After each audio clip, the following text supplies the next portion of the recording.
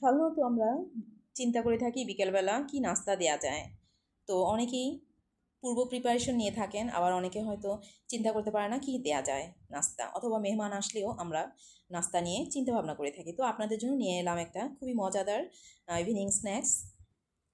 তো এই স্ন্যাক্স বানানোর জন্য আমার লাগবে আলু। তো 4টা আলু আমি সিদ্ধ করে ম্যাশ করে নিয়েছি।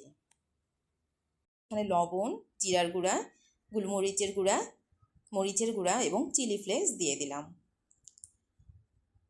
আর এরপর দিয়ে দিচ্ছি কর্নফ্লাওয়ার।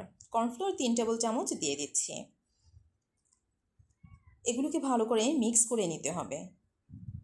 কর্নফ্লাওয়ার দেওয়ার উদ্দেশ্য হচ্ছে আলুটা যাতে ক্রিস্পি হয় এবং তেলে ভাজার সময় যেন ছুটে না যায়। আর সাথে এখন আমি ধনেপাতা অ্যাড করলাম আর 1 চা চামচ অরিগানো দিলাম।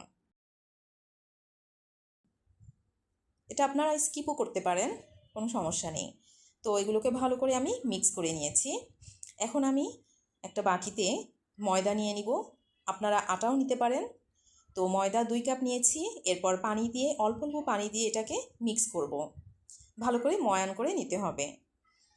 তো কোনো কারণে এখানে ভিডিওতে আমি লবণ দিয়েছি, ভিডিওতে আসেনি। তো লবণ এখানে 1 চা চামচ দিলেই হবে, কেননা আলুতে লবণ দেওয়া আছে, এজন্য এটাতে একটু কম দিলে চলবে। তো এটা ভালো করে আমি মিক্স করে নিব। সাথে একটু তেল অ্যাড করছি, সয়াবিন তেল। 2 চা চামচ সয়াবিন তেল দিয়ে দিলাম।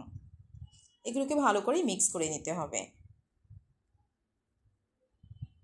সাধারণত ময়দা অথবা আটা এগুলো যখন এভাবে ময়ান করা হয়, যত মাখবেন ততই এটা খুবই স্মুথ হবে এবং সফট হবে। এখন আমি এটাকে 15 থেকে 20 মিনিট রেস্টে রেখে দিব। তো আমার এটা রেস্ট নেওয়া হয়ে গেছে। এখন আমি এটাকে ভাগ করে নিচ্ছি। আমি এখানে 4টা রুটি বানাবো। তো একটা রুটি আমি নিয়ে নিলাম। এটাকে ভালো করে বেলে নিতে হবে। যত পাতলা করা যায় রুটিটা, তত স্ন্যাক্সটা তত সুন্দর হবে। তো রুটিটাকে আমি একটু পাতলা করে বেলে নিচ্ছি। এখন আমি ম্যাশ করা পটেটোটা এখানে যতটুকু দরকার রুটির মধ্যে স্প্রেড করে দিব। আরেকটা রুটি দিয়ে এটাকে ভালো করে সাইডগুলো লাগিয়ে দিতে হবে। তো এগুলো লাগিয়ে দিচ্ছি। সাইড থেকে কেটে আলাদা করতে হবে গোল অংশগুলো, 4 কোণাচি করে নিয়ে নিলাম। এটা যেহেতু এটাকে আমি স্কোয়ার করে কেটে নিব, এই জন্য সাইড থেকে গোল অংশগুলো কেটে আলাদা করেছি।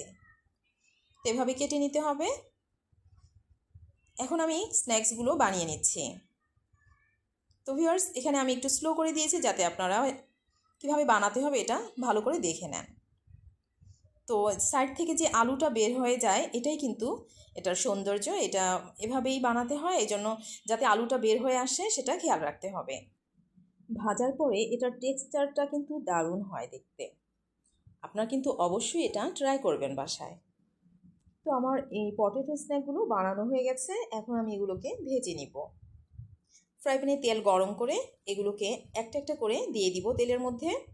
তো আপনারা আরও ডুবো তেলে ভেজে নিতে পারেন, আমি একটু কম দিয়েছি। তো ভিউয়ার্স, আজকের ভিডিও এই পর্যন্ত। আমার এগুলো ভাজা হয়ে গেছে। তো আপনাদের কেমন লেগেছে কমেন্টে অবশ্যই জানাবেন। ভালো লাগলে আপনারা অবশ্যই বাসায় বানিয়ে খাবেন। সবার সুস্বাস্থ্য কামনা করছি। ভালো লাগলে লাইক, কমেন্ট, শেয়ার করে দিবেন। আজকের মতো বিদায় নিচ্ছি। আল্লাহ হাফেজ।